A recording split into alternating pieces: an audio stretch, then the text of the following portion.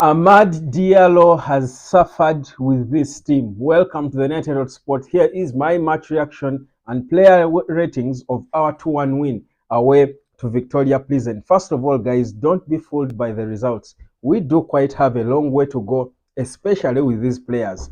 With the coach, there is no doubt. This guy really knows his game. If you see the way he reads the game, the substitutions he made, and how they impacted the game, masterclass. But listen, the individuals are a pain to watch. First of all, Amad Diallo makes all the right decisions, but he's let down several times by his teammates. They are refusing to pass the ball to him when they're supposed to. The obvious thing, the smart elite thing to do is to pass to him. There is a time when he sprinted. It was a counter attack, 2v1. I think it was actually 3v1.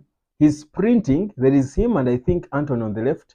The obvious decision was to give Ahmad the ball on the right. Guy chooses to give it to Anton on the left, and Anton is in a difficult angle from the goal. He's more easy to close in by the defender, so they beat him to the ball. So it's so bad how some of these Man United players make decisions. It's so painful for a player like Amad Diallo. He needs players who are close to his levels around him. That's one thing I will note in this game. For me, he was one of our top performers. Of course, Bruno has been voted man of the match, understandably. That second free kick that for the second goal, it was really a pure work of training. I think the set pieces, guys, we can consistently see that there is improvements in Man United set pieces, and I want to give credit to Carlos Fernandez, who is the assistant.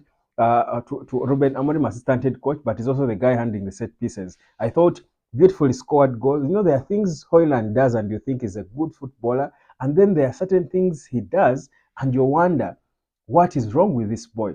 For example, there is a time we had the ball. He had he was released. He was ahead of the defender, of the Plzen defender. Instead of just staying in the face of the goal, he chooses to drop his pace, then cut left and go in an angle from the goal. Yet he has got a person ahead of him, a defender ahead of him. In that case, it's so easy for you to be closed in. And I'm thinking that's not an elite decision to make. This is the thing that Ruben Amorim keeps saying. The decisions that some of these players make are confusing.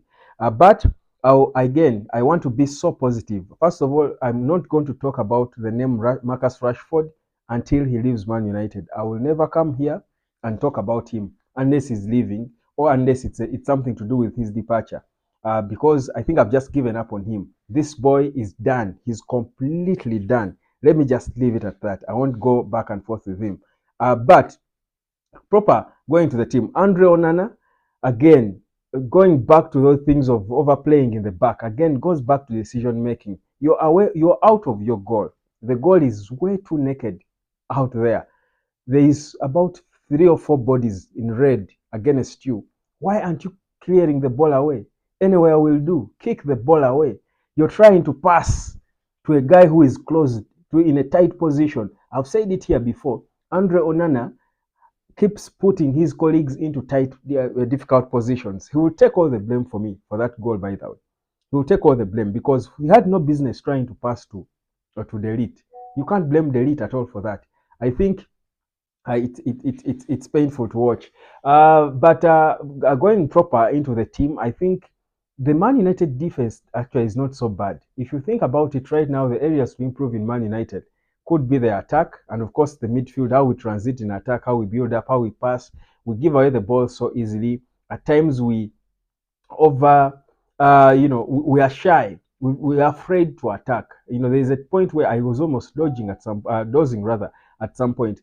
There's a point where it gets and you feel Man United players should be attacking, but they're still passing the ball behind. They spend a lot of time just passing the ball around without proper, intensity and without that desire to attack. And I'm thinking, do they fear the opponent? It becomes one touch too many and it's frustrating. You don't like it. It's not good on the eye.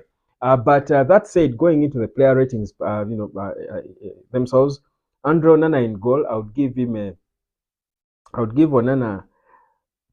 4.5 out of 10. I think he was below average today. I thought he made a couple of errors, coming out to punch the ball and you fail in a set piece, you miss it, and instead you're punching your colleagues.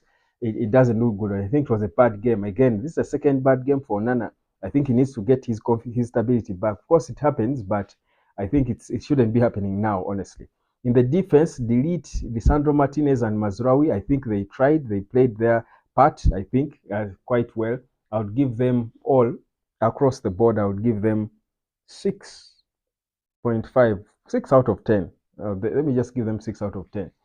Then in the midfield, Bruno all over the place, involved in, of course, almost everything that United tried to do. I would give Bruno like a 7 out of 10. I thought he tried by and large. Hard worker, hard worker. You could say at the end of the game that he was tired. I would give mm, Ahmad Diallo. I would give Ahmad Diallo also 7, same level with Bruno. I think perhaps even better. I think he had a role to do in the success we had in the equalizer, and of course, Man United could have scored more goals hadn't Ahmad Diallo been let down by these selfish boys who do not know who to pass to at which time, but also those who do not kill off his chances. For Mason Mount, I don't know whether Mason Mount will ever score a goal for Man United. Give him credit for how his movements. I felt today like his positioning was impeccable. It's not the first time. Mount always makes the right runs. At times he's let down by the Antones and the likes, but he makes all the good runs, gets himself in good positions. But his final ball, it's like they told him he should never score for Man United. And for me, I want it to be a surprise. Whenever he gets the ball, my expectation is that he won't score until he surprises me, because that's what I would want to happen. But I thought his movements were good when he came on. I do now understand why Amorim likes him. I think he's a smarter player than most of these non-smart United players that we have. Casemiro, smart player. Casemiro's issue is just the physical fitness. But in terms of there's a pass he played, it was a typical Brazilian pass. He's technical, the way he runs, he's scanning, he's ahead of everyone. You can see that Casemiro is a class. Uh, is class. Put him in a structure that does not really stretch him a lot. I think he can still give you something.